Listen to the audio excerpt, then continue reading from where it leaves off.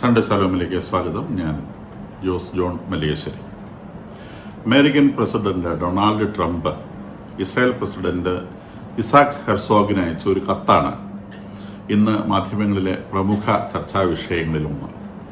നമുക്കറിയാവുന്നതുപോലെ ഇസ്രായേൽ പ്രധാനമന്ത്രി നെതന്യാഹുവിനെതിരെ ഇസ്രായേൽ കോടതിയിൽ ചില കേസുകൾ നിലവിലുണ്ട്.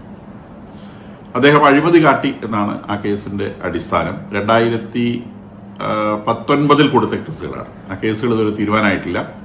നമ്മുടെ നാട്ടിലൊക്കെ കേസ് അവധിക്ക് വരുന്നത് പോലെ 1 മാസം 2 മാസം കൂടുമ്പോൾ ഈ കേസ് അവധിക്ക് വരും, ഡിസ്കഷൻസ് വരും. നെതന്യാഹു അദ്ദേഹത്തിന്റെ ഭാഗം പറയും. ഇത് തീരുമാനമാകാതെ ഇങ്ങനെ മുന്നോട്ട് പോവുകയാണ്. അതിന്റെ പ്രധാന കാരണം ഈ കേസിൽ പ്രത്യേകിച്ച് തെളിവുകളൊന്നുമില്ല എന്നുള്ളതാണ് ഇതിലെ മുഖ്യ വിഷയം. ഇതിൽ ആരോപണങ്ങൾ നെതന്യാഹു ഒരു വ്യക്തിയിൽ നിന്ന് കുറച്ച് പാക്കറ്റ്സ് ഓഫ് സിഗരറ്റ്സും ബോട്ടിൽസ് ഓഫ് ഷാംപെയിനും വാങ്ങി എന്നുള്ളതാണ്. കുറച്ച് സിഗരറ്റും കുറച്ച് ഷാംപെയിൻ എന്ന് പറഞ്ഞാൽ ഒരു തരം മദ്യമാണ്. ഒരു ഫ്രഞ്ച് ബിയറിന്റെ പേരാണ് ഷാംപെയിൻ എന്നുള്ളത്. പിന്നെ വേറെ ഒരു ആരോപണമുള്ളത്, അദ്ദേഹം ഒരു ന്യൂസ് പേപ്പറിൽ തന്നെ കുറിച്ചുള്ള പരസ്യങ്ങൾ നൽകിയാൽ, തന്റെ ഇലക്ഷൻ ക്യാമ്പയിൻ ഉതകുന്ന പരസ്യങ്ങൾ നൽകിയാൽ അതിന്റെ സർക്കുലേഷൻ കൂട്ടാനുള്ള നടപടികൾ താൻ സ്വീകരിക്കാം എന്ന് അദ്ദേഹം പ്രോമിസ് ചെയ്തു എന്നുള്ളതാണ് വേറെ ഒരു ആരോപണം.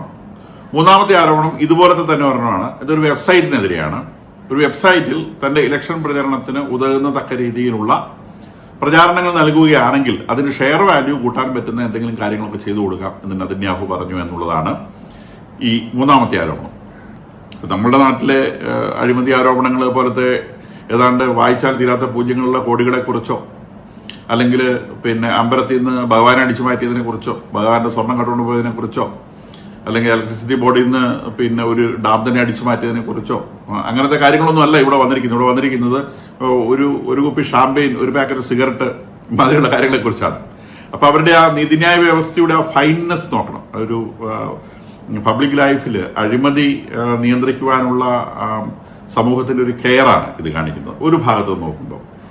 രണ്ടാമത്തെ ഭാഗത്ത് നോക്കുമ്പോൾ ഇത് വാട്ട് എ സിലി തിങ്. അപ്പൊ ട്രംപ് ഈ പ്രസിഡന്റിന് അയച്ച കത്തിനകത്ത് പറയുന്നത്, ഞാനും നെതന്യാഹുവും കൂടി ചേർന്നാണ് ഈ ലോകത്തിലെ ഭീകരതയ്ക്കെതിരെ പൊരുതുന്നത്. ഭീകരതയുടെ തലസ്ഥാനമായ ഇറാനെതിരെയും ഇറാന്റെ കൈകളായിട്ടുള്ള ഹെസ്ബുള്ള, ഹമാസ്, ഹൂത്തി, വിവിധ തരത്തിലുള്ള ഭീകര സംഘടനകൾ, ഇവയ്ക്കെതിരെ ലോകത്തിലെ മുഴുവൻ മനുഷ്യർക്കും വേണ്ടി ഞങ്ങൾ ഭീകരതയ്ക്കെതിരെ പൊരുതുമ്പോൾ നെതന്യാഹുവിന്റെ വ്യക്തി ജീവിതത്തിൽ ബുദ്ധിമുട്ടുണ്ടാക്കുന്ന ഈ കേസുകളിൽ നിന്ന് ഇദ്ദേഹത്തെ മോചിപ്പിച്ചു കൊടുക്കാൻ അങ്ങ് താല്പര്യമെടുക്കണം എന്നാണ് പ്രസിഡന്റ് ട്രംപ് ഇതിനകത്ത് പറയുന്നത്. അദ്ദേഹം പറയുന്നത് എന്തുതരം കേസാണിത്? സിഗരറ്റിന്റെയും ഷാമ്പയിന്റെയും ഒക്കെ പേരിൽ ഒരു രാജ്യത്തിന്റെ പ്രസിഡന്റിന് നേരെ കേസ് കൊടുക്കുക, ആ കേസ് നടത്തി അദ്ദേഹത്തിന്റെ എത്രയോ വിലപ്പെട്ട സമയം ഇതിനു വേണ്ടി ചെലവഴിക്കാൻ നിർബന്ധിക്കുക, അദ്ദേഹത്തിന്റെ മനസ്സ് ഡിപ്രസ്ഡ് ആക്കുക, അദ്ദേഹം ചെയ്യേണ്ട വലിയ ജോലികളിൽ നിന്ന് അദ്ദേഹത്തെ തടയത്തക്ക രീതിയിൽ ഈ കേസ് ഒരു ആയുധമായി ഉപയോഗിക്കുക. ഇത് വലിയ കഷ്ടമല്ലേ? ഇപ്പൊ ട്രംപ് പറയുന്നുണ്ട്, ഇസ്രായേലിന്റെ നീതിന്യായ വ്യവസ്ഥയിൽ ഒന്നും ഇടപെടാൻ എനിക്ക് ഉദ്ദേശമില്ല. അത് 100% ശരിയാണ്. അവരുടെ നീതിന്യായ വ്യവസ്ഥയിൽ എന്റെ യാതൊരു വാക്കിന്റെ ആവശ്യമില്ല. പക്ഷേ ഈ ഇന്റർനാഷണൽ ടെററിസത്തിനെതിരെ എന്റെ കൂടെ നിന്ന് പൊരുതുന്ന, തോളോട് തോൾ ചേർന്ന് നിന്ന് പൊരുതുന്ന ഒരു വ്യക്തി എന്ന നിലയിൽ ഞാൻ അദ്ദേഹത്തിന് വേണ്ടി താങ്കളോട്, ഇസാക് ഹെർസോഗിനോട്, ഇസ്രായേൽ പ്രസിഡന്റിനോട് അഭ്യർത്ഥന നടത്തുകയാണ്. ഈ കേസിൽ നിന്ന് നെതന്യാഹുവിനെ ഉരിവിടണം എന്നുള്ളതാണ്. അപ്പൊ ഇത് അദ്ദേഹം പറയുന്നത്, ഇത് ഇസ്രായേലിന്റെ നിയമവ്യവസ്ഥ അനുസരിച്ച് ഇത് സാധ്യതമാവുമോ എന്നുള്ള അനാലിസിസും ഇതിന് കൂടെ ചേർക്കപ്പെട്ടിട്ടുണ്ട്. അപ്പൊ ഇതില് ഇസ്രായേലിന്റെ നിയമവ്യവസ്ഥ അനുസരിച്ച് ഇങ്ങനെ ഒരു കാര്യം പരിഗണിക്കണമെങ്കിൽ ആരുടെ പേരിലാണോ കേസ് അവര് തന്നെയാണ് ഈ റിക്വസ്റ്റ് കൊടുക്കേണ്ടത്. ഇപ്പൊ ട്രംപ് റിക്വസ്റ്റ് കൊടുത്തതുകൊണ്ട് പ്രസിഡന്റ് ഇത് പരിഗണിക്കാനാവില്ല. ഇത് പരിഗണിക്കണമെങ്കിൽ ഒന്നുകിൽ നെതന്യാഹു ഇത്തരത്തിൽപ്പെട്ട ഒരു റിക്വസ്റ്റ് പ്രസിഡന്റിന് നൽകണം, അല്ലെങ്കിൽ നെതന്യാഹുവിന്റെ ഇമ്മീഡിയറ്റ് റിലേറ്റീവ്സ് ആയിട്ടുള്ളവർ, മക്കളോ ഭാര്യയോ അങ്ങനെ ആരെങ്കിലും ഈ പ്രസിഡന്റിന് ഇങ്ങനത്തെ റിക്വസ്റ്റ് നൽകണം. ഇങ്ങനെ റിക്വസ്റ്റ് നൽകിയാൽ തന്നെ ഒരു ശിക്ഷ വിധിച്ച ഒരു കേസിനാണെങ്കിൽ ആ ശിക്ഷ പാർഡൺ ചെയ്യാൻ പ്രസിഡന്റിന് സാധിക്കും. ഇപ്പൊ ഇദ്ദേഹത്തിന് 3 മാസം തടവ് ശിക്ഷ വിധിച്ചു, അല്ലെങ്കിൽ ഒരു പിഴ വിധിച്ചു, ഒരു 100 രൂപ പിഴയിട്ടു. അപ്പൊ ആ പിഴ വേണ്ടെന്ന് പറയാനുള്ള അധികാരം പ്രസിഡന്റ്. പക്ഷേ ഇത് ശിക്ഷ വിധിക്കാത്തൊരു കേസാണ്, ട്രയൽ നടക്കുന്നൊരു കേസാണ്. ട്രയൽ നടക്കുന്ന കേസിൽ വിചാരണ നടക്കുന്ന കേസാണ്. ആ വിചാരണ നടക്കുന്ന കേസിൽ പ്രസിഡന്റ് ഇടപെടാൻ സാധിക്കുമോ എന്നതിനെ സംബന്ധിച്ച് സുപ്രീം കോടതിയിൽ നേരത്തെ തന്നെ ചോദ്യങ്ങൾ വന്നിട്ടുണ്ട്. അത്തരം ഒരു ചോദ്യത്തിന് സുപ്രീം കോടതിയുടെ ജഡ്ജിമാർ തന്നെ പറഞ്ഞുള്ള മറുപടി ഇടപെടാൻ സാധിക്കും എന്നുള്ളതാണ്. ഇസ്രായേൽ നീതിന്യായ വ്യവസ്ഥയുടെ സുപ്രീം പോസ്റ്റിലിരിക്കുന്ന ആള് എന്ന നിലയിൽ, അതിന്റെ തലവൻ, നീതിന്യായ വ്യവസ്ഥയുടെ തലവൻ ഇസ്രായേൽ പ്രസിഡന്റാണ് എന്ന നിലയിൽ ഇസ്രായേൽ പ്രസിഡന്റിന് ഒരു കേസിനകത്ത് അതിന്റെ ഏത് സ്റ്റേജിലും ഇടപെടാൻ സാധിക്കുമെന്നാണ് സുപ്രീം കോടതിയിലെ ജഡ്ജിമാര് അവരുടെ നിലപാട് എന്ന നിലയ്ക്ക് വ്യക്തമായിട്ടുള്ളത്. അതായത് ഇസ്രായേൽ പ്രസിഡന്റിന് വേണമെങ്കിൽ ഈ കേസ് ഇപ്പോൾ തന്നെ ഡിസ്മിസ് ചെയ്യാം.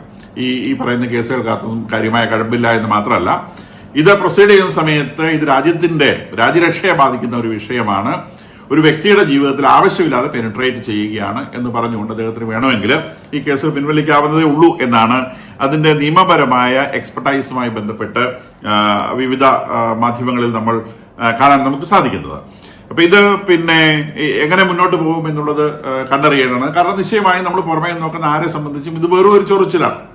ഇത്രയും വളരെ പ്രധാനപ്പെട്ട ഒരു പ്രോസസ്, ലോകത്ത് നടക്കുന്ന ഏറ്റവും കൂടുതൽ ശ്രദ്ധ ആകർഷിക്കുന്ന വിഷയം ഇസ്രായേൽ ടെററിസ്റ്റ് വിഷയങ്ങൾ തന്നെയാണ്. ഹമാസിനെതിരെയുള്ള ഇസ്രായേലിന്റെ യുദ്ധം എന്ന് പറയുന്നത് ലോക ടെററിസത്തിനെതിരെയുള്ള ഇസ്രായേലിന്റെ യുദ്ധമാണ്. അതുകൊണ്ടാണ് നമ്മളുടെ നാട്ടിലടക്കമുള്ള ടെററിസ്റ്റ് ഗാങ്ങുകൾ ഇത്രത്തോളം താല്പര്യത്തോടെ ഇത്തരം വാർത്തകൾ ശ്രദ്ധിക്കുകയും ഞാൻ അടക്കമുള്ള ആളുകൾ പറയുന്ന വാർത്തകളുടെ താഴെ വന്ന് തെളിവിളിക്കുകയും ചെയ്യുന്നത്. കാരണം ടെററിസത്തിന്റെ, ഭീകരവാദത്തിന്റെ, ഭീകര പ്രവർത്തനങ്ങളുടെ നടുവൊടിക്കാൻ പോകുന്ന പ്രവൃത്തികളുടെ ഏറ്റവും തലപ്പത്തിരുന്നുകൊണ്ടാണ് ഇസ്രായേൽ പ്രവർത്തിക്കുന്നത് നമുക്കറിയാം. കാരണം എപ്പോഴും ഭീകരവാദത്തിന്റെ നടുവൊടിക്കാൻ എപ്പോഴും മുൻപിൽ നിന്നുള്ള ഇസ്രായേലാണ്. ഇസ്രായേലിന് നേരെയാണ് ഭീകരവാദം ആദ്യം ആരംഭിച്ചിട്ടുള്ളത്. അതുകൊണ്ട് തന്നെ അവരാണ് പൈനിയേഴ്സായിട്ട് പോകുന്നത്. നമ്മുടെ രാജ്യം അടക്കം ഇന്നലെ മിനിഞ്ഞാന്ന് ഡൽഹിയിൽ നമ്മുടെ രാജ്യം ചോര വാർന്നത് നമ്മൾ കണ്ടു. വെറുതെ ബസ് കാത്തു നിന്ന മനുഷ്യര്, അല്ലെങ്കിൽ മാർക്കറ്റിൽ സാധനം വാങ്ങാൻ പോയിരുന്ന മനുഷ്യര്, റോഡ് ക്രോസ് ചെയ്യാൻ വേണ്ടി നിന്ന മനുഷ്യര്, അല്ലെങ്കിൽ ടാക്സി ഓടിക്കുന്ന ഡ്രൈവേഴ്സ് ആയിട്ടുള്ളവര്, യാതൊരു തരത്തിലും ബന്ധമില്ലാത്ത ഒരാൾ. ഞാൻ വെറുതെ പുറത്തു പോയി ഒരു സാധനം വാങ്ങാൻ വേണ്ടി കടയിൽ നിൽക്കുന്നു, അടുത്തുള്ള വന്നിട്ട് പൊട്ടിത്തെറിക്കുന്നു, നമ്മൾ തീർന്നു പോകുന്നു. നമ്മുടെ കുഞ്ഞുങ്ങൾ അപ്പുറത്തെ കടയിൽ കുറച്ച് ഫ്രൂട്ട് വാങ്ങാൻ വേണ്ടി നിൽക്കുന്നു, അതിന്റെ പുറകിൽ വന്ന് ഒരുത്തം പൊട്ടിത്തെറിക്കുന്നു, അവൻ തീർന്നു പോകുന്നു. ഇതാണ് ഭീകരവാദം എന്ന് പറയുന്നത്. ഈ ഭീകരവാദമാണ് ഇസ്രായേലിലും ഒക്കെ നടന്നുകൊണ്ടിരിക്കുന്നത്. ഇതിനെതിരെയാണ് ഇസ്രായേൽ കാലാകാലങ്ങളിൽ അവരുടെ രീതിക്ക് അവർ പ്രതികരിക്കുകയാണ്. ഇപ്പൊ ഹമാസ് അവരുടെ ഈ പറയുന്ന ബോംബ് സ്ഫോടനങ്ങളൊക്കെ ഇസ്രായേലുണ്ടായിരുന്നു. ഈ സൂയിസൈഡൽ ബോംബിംഗ് എന്ന് പറയുന്ന പ്രസ്ഥാനം ഇസ്രായേലിലാണ് ഏറ്റവും കൂടുതലായിട്ട് ഇവരെ ഹമാസ് ഭീകരരെ പ്രയോഗിച്ചുകൊണ്ടിരുന്നത്. ഇന്ന് അങ്ങനത്തെ ഒരു സാധനങ്ങൾ കേൾക്കുന്നുണ്ടോ? ഇസ്രായേലിൽ എവിടെയെങ്കിലും ഹമാസ് ഭീകരരെ ഇതുപോലെ ബോംബായിട്ട് പൊട്ടിത്തെറിക്കുന്നുണ്ടോ? പൊട്ടിത്തെറിക്കുന്നേ ഇല്ല. അതിന്റെ കാരണം എന്താണെന്ന് ചോദിച്ചാൽ, ഇസ്രായേലിൽ ഈ ഹമാസ് ഇത്തരം ബോംബായിട്ട് പൊട്ടിത്തെറിക്കുന്ന ആളുകൾക്ക് ഒരു സൈക്കോളജി ഉണ്ട്. സൈക്കോളജിയിൽ അവർക്ക് ലഭിക്കുന്ന ചില പ്രോമിസുകളുണ്ട്. അവരുടെ പ്രോമിസ് അവർക്ക് ഭീമമായൊരു തുക കിട്ടും. അവര് മരിച്ചു കഴിഞ്ഞാൽ അവർക്ക് സ്വർഗത്തിൽ പോവാം, കൂറി കിട്ടും, മദ്യം കിട്ടും, അങ്ങനത്തെ പല പല സൗകര്യങ്ങളും കിട്ടും. അത് മരിച്ചു കഴിഞ്ഞുള്ള കാര്യമാണ്. പക്ഷെ മരിക്കുന്നതിന് മുൻപ് വലിയൊരു തുക കിട്ടും. ആ പർട്ടിക്കുലർ ആളെ സംബന്ധിച്ച് അവർക്ക് ഒരു തരത്തിലും ഇമാജിൻ ചെയ്യാൻ പറ്റാത്ത ഒരു തുക കിട്ടും. ഈ തുക എന്തിനു വേണ്ടിയാ? ഈ തുക നിശ്ചയമായും അവരുടെ കുടുംബത്തെ സംരക്ഷിക്കാനാണ്. അപ്പൊ ഈ തുക അവരുടെ കുടുംബത്തിന് ലഭിക്കും. അതോടെ ആ കുടുംബം സുരക്ഷിതമാവും. മാത്രമല്ല, നിങ്ങളുടെ മരണശേഷം നിങ്ങളുടെ കുടുംബത്തെ ഞങ്ങൾ നോക്കിക്കൊള്ളാം എന്നുള്ളൊരു പ്രോമിസും. അപ്പൊ ഇത് ഇസ്രായേല് വിവിധ തരത്തിലുള്ള ഈ സൂയിസൈഡ് ബോംബിങ്ങിൽ ഏർപ്പെടാൻ നിൽക്കുകയും ഒക്കെ ചെയ്തവരെ അറസ്റ്റ് ചെയ്ത് അവരിൽ നിന്ന് ചോർത്തിയെടുത്ത വിവരങ്ങളിൽ നിന്നാണ് ഇത്ര ഒരു കൺക്ലൂഷൻ ഉണ്ടാക്കിയിട്ടുള്ളത്. ഇത് ഇന്റർനാഷണൽ പ്ലാറ്റ്ഫോമുകളിലൊക്കെ നിങ്ങൾക്ക് വായിക്കാൻ കഴിയുന്ന ഒരു സംഗതിയാണ് the psychology of suicide bombing എന്നുള്ളത്. അപ്പൊ ഇസ്രായേൽ അതിനൊരു പരിഹാരം കണ്ടുപിടിച്ചു. ശരി, നിങ്ങൾ പൊട്ടിത്തെറിച്ചോളൂ.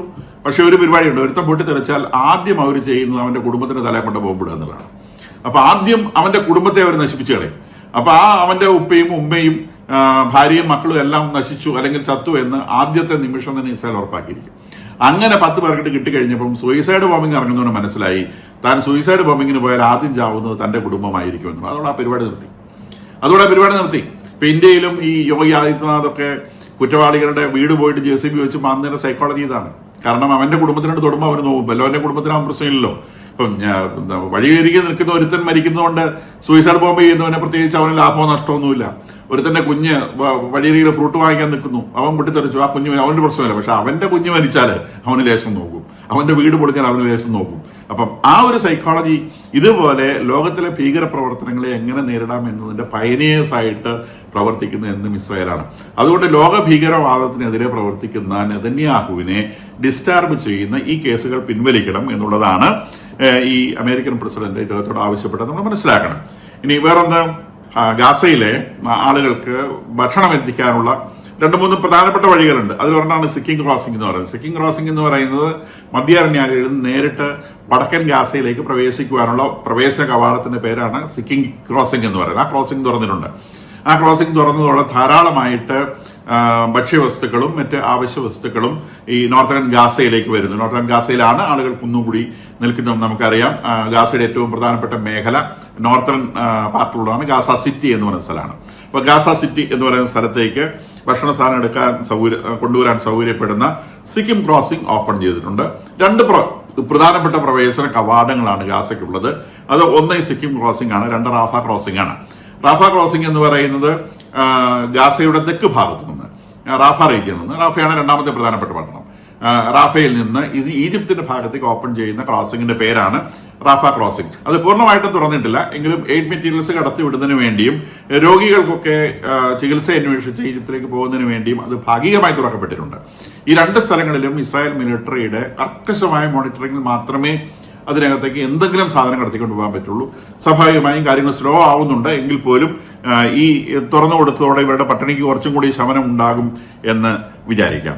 ഇനി ട്രാപ്പ് ചെയ്യപ്പെട്ട 200-ലധികം ആളുകൾ അവരെ വിട്ടയക്കാനുള്ള ധാരണയായി എന്നുള്ള വാർത്ത ജെറുസലേം ടൈംസ് പുറത്തുവിട്ടിട്ടുണ്ട്. മറ്റ് മാധ്യമങ്ങളിലൊന്നും അതിന്റെ ഡീറ്റെയിൽസ് ഒന്നും കാണാനില്ല. അപ്പം ജാവേദ് കുഷ്ണർ ഇസ്രായേലിൽ ഉണ്ടായിരുന്ന കാര്യം നമുക്കറിയാം. ജാവേദ് കുഷ്ണർ 2 ദിവസം വേർത്ത് ചർച്ച ചെയ്തതിന്റെ അടിസ്ഥാനത്തിൽ ഈ 200 ആളുകളെ ഞാൻ കഴിഞ്ഞ ദിവസം തന്നെ സൂചിപ്പിച്ചിരുന്നു. അവരെ ഒരു കാരണവശാലും ഗാസയിലേക്ക് കടന്നു വരാൻ സമ്മതിക്കുകയില്ല, ഈജിപ്തിലേക്ക് പോകാനും സമ്മതിക്കുകയില്ല. ഈജിപ്തും ഗാസയും അല്ലാത്ത വേറെ ഏതെങ്കിലും ഒരു രാജ്യത്തേക്ക് അവരെ നാട് കടത്തുക എന്നുള്ളൊരു പ്രപ്പോസലാണ് ജാവേദ് കുഷ്ണർ വെച്ചത്. അതിനെ സംബന്ധിച്ച് അന്ന് വാർത്തകൾ ഉണ്ടായിരുന്നില്ല. ഇന്നിപ്പം ജെറുസലേം ടൈംസ് കാണുന്ന വാർത്ത അനുസരിച്ച് ഇസ്രായേൽ അതിന് സമ്മതിച്ചു എന്നുള്ളതാണ്. അപ്പൊ സമ്മതിക്കുമ്പോൾ സ്വാഭാവികമായിട്ടും മറുഭാഗത്ത് നിന്ന് കാര്യമായ എന്തെങ്കിലും കാര്യങ്ങൾ, അതായത് ഈ ഹമാസിന്റെ ഭീകരർ ആയുധം വെച്ച് കീഴടങ്ങും എന്നുള്ള ഉറപ്പ് അമേരിക്കയ്ക്ക് ഒരിക്കൽ കൂടി ശക്തമായി നൽകേണ്ടി വന്നിട്ടുണ്ടാവും.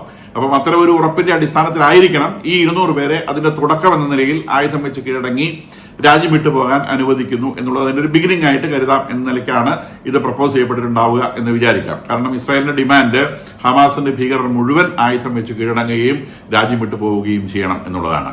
അപ്പൊ അതിന്റെ ഒരു മോഡൽ എന്ന നിലയിൽ 200 പേര് ആയുധം വെച്ച് കീഴടങ്ങുന്നു, അവർ രാജ്യം വിട്ടുപോകുന്ന ഒരു തുടക്കം എന്ന നിലയിൽ. ഇനി ബാക്കിയുള്ള ആളുകൾ ഈ സ്റ്റേജ് 1, ഈ മൃതദേഹങ്ങളുടെ എക്സ്ചേഞ്ച് ആണ് സ്റ്റേജ് 1. അത് പൂർണ്ണമായി കഴിഞ്ഞാൽ 4 കൂടി ഇനി എക്സ്ചേഞ്ച് ചെയ്യപ്പെടാറുണ്ട്. അത് പൂർണ്ണമായി കഴിഞ്ഞാൽ ബാക്കിയുള്ള ആളുകളെ കൊണ്ട് ആയുധം വെച്ച് കീഴടങ്ങിക്കൊള്ളിക്കാം എന്നുള്ള ഒരു പ്രോമിസ് അമേരിക്ക നൽകിയതിന്റെ അടിസ്ഥാനത്തിലായിരിക്കണം മോസ്റ്റ് പ്രോബബ്ലി ഇത്തരം ഒരു തീരുമാനത്തിൽ എത്തിയിട്ടുണ്ടെങ്കിൽ അത് നടന്നിട്ടുള്ളത്. പക്ഷേ ഇതിനകത്ത് രസകരമായ കാര്യം ഈ 200 പേരെ സ്വീകരിക്കാൻ തൽക്കാലം ലോകത്തിൽ ഒരു രാജ്യവും തയ്യാറായിട്ടില്ല എന്നുള്ളതാണ്. കാരണം വളരെ സമാധാനപ്രിയരായിട്ടുള്ള ആളുകളാണല്ലോ ചെല്ലുന്നത്. അപ്പൊ അവരെ പൂവിട്ട് പൂജിക്കാൻ വേണ്ടി സ്വീകരിക്കാൻ വേണ്ടി മറ്റു രാജ്യങ്ങൾക്ക് വലിയ സന്തോഷമായിരിക്കുമല്ലോ.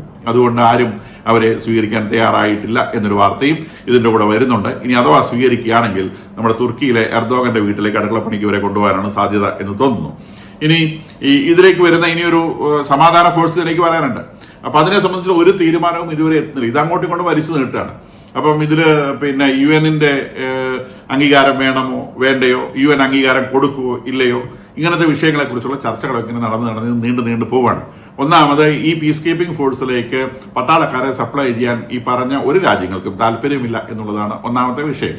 താല്പര്യമുള്ള 2 രാജ്യങ്ങളായി മത്സരം പിടിച്ചു നിൽക്കുന്ന ടർക്കിയും പാകിസ്ഥാനുമാണ്. അവരെ 2 പേരെ അങ്ങോട്ട് കയറ്റാൻ ഇസ്രായേലിനും തൽക്കാലം താല്പര്യമില്ല. അപ്പം ഈ ഒരു വിഷയത്തിൽ തട്ടി നിൽക്കുകയാണ്. അപ്പൊ ഇത് നീണ്ടു പോകാനാണ് സാധ്യത. സ്റ്റേജ് 2 എത്തണമെന്ന് അല്ലെങ്കിൽ ഹമാസ് ഭീകരരുടെ ആയുധം വെച്ച് അങ്ങ് കീഴടങ്ങണമെന്ന് ഇസ്രായേലിന് വേണ്ടി നിർബന്ധമൊന്നുമില്ല. കാരണം അങ്ങനെ ആയുധം വെച്ച് കീഴടങ്ങിയാൽ പിന്നെ ഇവർക്ക് ഈ ഗാസയിൽ കയറി ഇടയ്ക്കിടയ്ക്ക് അടിക്കുന്ന പരിപാടി നടത്താൻ പറ്റിയല്ല. ഇപ്പം വെസ്റ്റ് ബാങ്കിലും ഒക്കെ അവർ ചെയ്യുന്നുണ്ട്, ഇടയ്ക്കിടയ്ക്ക് കയറി ഓരോരോ പ്രശ്നങ്ങൾ. വാസ്തവത്തിൽ പുറമേ നിന്ന് നോക്കുന്ന ആൾക്ക് മനസ്സിലാവുന്നത് അവിടെ ജീവിതം നിരന്തരമായി ദുസ്സഹമാക്കി അവിടെ നിൽക്കുന്ന ആളുകളെ അവിടെ നിന്ന് വിട്ടുപോകാൻ പ്രേരിപ്പിക്കുക എന്നുള്ളത് തന്നെയാണ് ഇസ്രായേലിന്റെ നയം എന്നാണ് ഇതിൽ നിന്ന് നമുക്ക് മനസ്സിലാക്കാൻ സാധിക്കുന്നത്. ഓരോരുത്തരായിട്ട് ഇവിടുന്ന് വിട്ടുപോയി അവസാനം the entire Palestinians should leave the place എന്നുള്ളതാണ് അവരുടെ പോളിസി എന്നാണ്, അല്ലെങ്കിൽ ഇസ്രായേലിന്റെ ദീർഘകാല പോളിസി എന്നാണ് അവരുടെ പ്രവർത്തനങ്ങളിൽ നമുക്ക് മനസ്സിലാവുന്നത്. ഈ ഹമാസ് ആയുധം വെച്ച് കീഴടങ്ങിയാലേ ഇടയ്ക്കിടയ്ക്ക് അവിടെ പോയി തല്ലുന്ന പരിപാടി ഇസ്രായേലിന് നടത്താൻ പറ്റില്ല. അപ്പൊ ഹമാസ് അവിടെ നിന്ന് തോണ്ടും, ഇസ്രായേൽ അവിടെ പോയിട്ട് വലിയൊരു ചവിട്ട് കൊടുക്കും. പിന്നെ അവൻ അവിടെ നിന്ന് തോണ്ടും, ഇസ്രായേൽ പോയിട്ട് വലിയൊരു ചവിട്ട് കൊടുക്കും. ഈ ചവിട്ട് എല്ലാവരുടെയും കൂടെ മേത്ത് കൊള്ളും. അതോടെ ഇവിടുന്ന് എങ്ങനെയും പോയാൽ മതി എന്നുള്ള മാനസികാവസ്ഥയിൽ അവരെത്തും. ഇത്തരം കാര്യങ്ങളായിരിക്കാം ഒരുപക്ഷെ ദീർഘകാല പോളിസി എന്ന നിലയിൽ ഇസ്രായേൽ കാണുന്നത് എന്ന് വേണം വിചാരിക്കാൻ. കാരണം ഇസ്രായേലിനെ സംബന്ധിച്ച് ഈ പറയുന്ന ഗാസയും വെസ്റ്റ് ബാങ്കും ഒക്കെ ഇസ്രായേലിന്റെ തന്നെ ഭാഗങ്ങളാണ്. അതൊരിക്കലും വേറെ ആർക്കെങ്കിലും വിട്ടുകൊടുക്കാൻ അവർ താല്പര്യപ്പെടുന്നില്ല എന്നുള്ളതാണ് വസ്തുത.